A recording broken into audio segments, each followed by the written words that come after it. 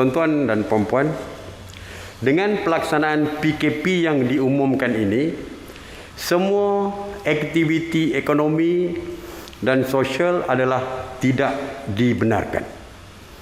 Kecuali bagi senarai perkhidmatan perlu seperti berikut. Yang pertama, makanan dan minuman termasuk untuk haiwan. Yang kedua, penjagaan kesihatan dan perubatan termasuk pendokok diet, perniagaan dan klinik haiwan serta perkhidmatan veteriner. Yang ketiga, air. Yang keempat, tenaga. Yang kelima, keselamatan, itu pertahanan, kecemasan, kebajikan dan bantuan kemanusiaan. Yang keenam, pengurusan sisa pebejal dan pembersihan awam dan pembentungan. Yang ketujuh, pengangkutan melalui darat, air atau udara. Yang ke-8, perkhidmatan dan pengusahaan pelabuhan, limbungan dan lapangan terbang, termasuk pemunggahan, pengangkutan, lighter, pengendalian kargo dan pemaliman dan penyimpanan atau pemukalan komoditi. Yang ke-9, komunikasi, termasuk media, telekomunikasi dan internet, pos dan kurier, serta penyiaran bagi tujuan penyampaian maklumat, berita dan seumpamanya sahaja. Yang ke-10, perbankan, insurans, takaful dan pasaran modal. Yang ke-11, kredit komuniti, termasuk pajak gadai dan ar-rahnu. Ke-12, e-dagang dan teknologi maklumat. Ke-13, pengeluaran, penyulingan, penyimpanan, pembekalan serta pengagihan bahan api dan pelincir. Ke-14, hotel dan penginapan hanya bagi tujuan kuarantin, pengasingan, pekerja bagi perkhidmatan perlu dan bukan tujuan pelancongan. Ke-15, pembinaan, penyelenggaraan dan pembaikan kritikal. Ke-16, perkhidmatan perhutanan, iaitu terhad kepada penguatkuasaan dan hidupan liar. Ke-17, logistik yang terhad kepada penyampaian perkhidmatan perlu. Itu saja, iaitu 17.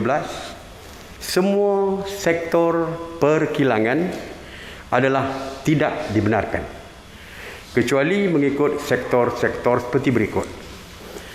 Yang pertama, aero angkasa, iaitu komponen dan maintenance, repair dan overhaul.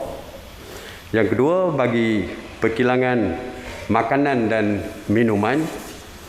Ini semua sektor perkilangan, ya. Yang ketiga, bahan pembungkusan dan percetakan, hanya berkaitan bahan makanan dan kesihatan. Keempat, barang-barang penjagaan diri dan bahan pencuci. Kelima, keluaran penjagaan kesihatan dan perubatan. Jadi ada 12 perkilangan yang kita buka.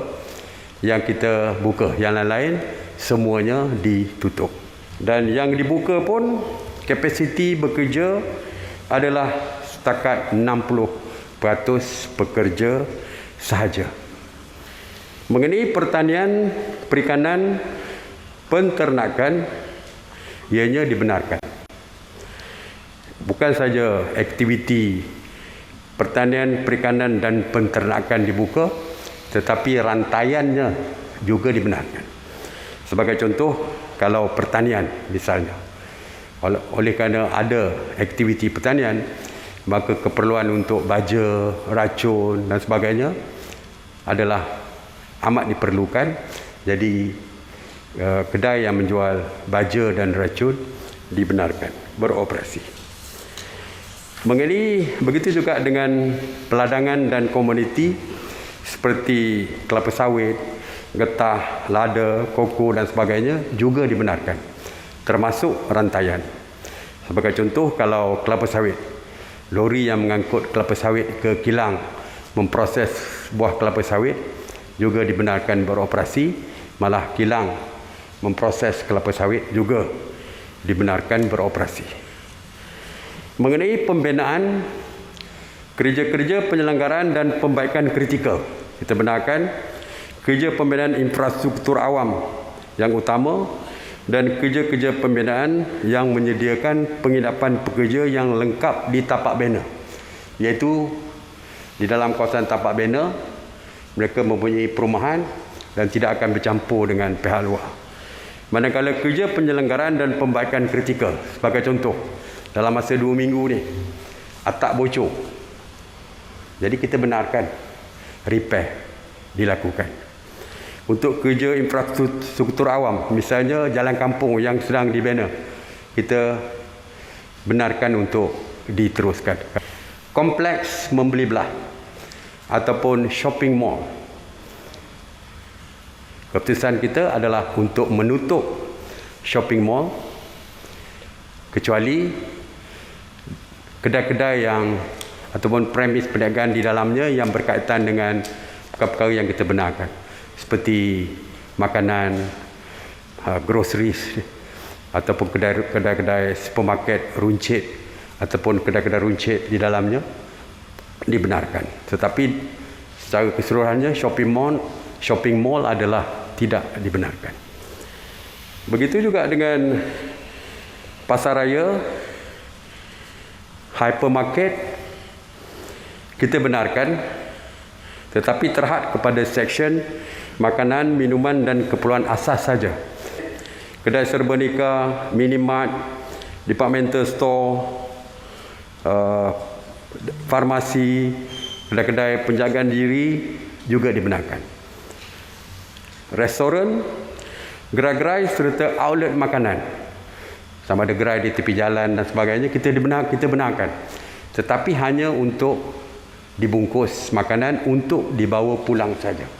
Dobi dibenarkan, termasuk layan diri. Kedai penjagaan haiwan dan makanan haiwan kita benarkan.